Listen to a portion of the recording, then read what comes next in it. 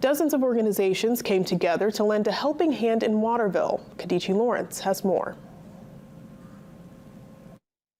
We've tried it different ways in the past and it didn't work. So we're going to bring it to the people. Over 60 organizations gathered at the head of Falls Park in Waterville to provide resources to those in need. Expecting people who are struggling to bounce all over the city or the state to access resources does not set them up for success. Instead, Todd Stevens, Waterville's community outreach coordinator, says the gathering is a one-stop opportunity to provide help. We want the community as a whole to know that while we understand that there's different populations that struggle in different areas, the community as a whole, there are resources that can help everybody. Stevens, who's been in his new role since March, says he saw the need in the community. Previously, having worked in crisis work and social work, just understanding that people are not going to be successful if the resources are not at their fingertips. Waterville Police Chief William Bonney agrees.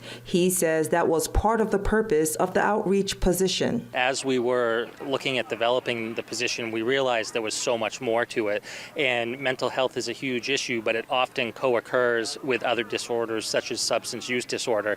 So we expanded the job description so that Todd could really be out here focusing on the underserved in our community and trying to connect them to resources.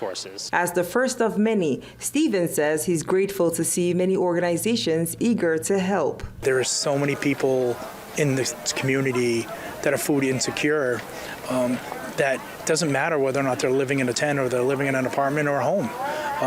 That doesn't mean that they may not be facing food insecurity. So having partners like that here is vital. And to the people struggling in any way, there's hope. Maybe they're not ready to take that step today, with their substance abuse or their mental health. But if they can walk away with the image in their head that there were 60 people here that want to help me, when the time comes that they are ready, they'll know that the people are out there. Kadichi Lawrence, WABI TV5 News, Waterville.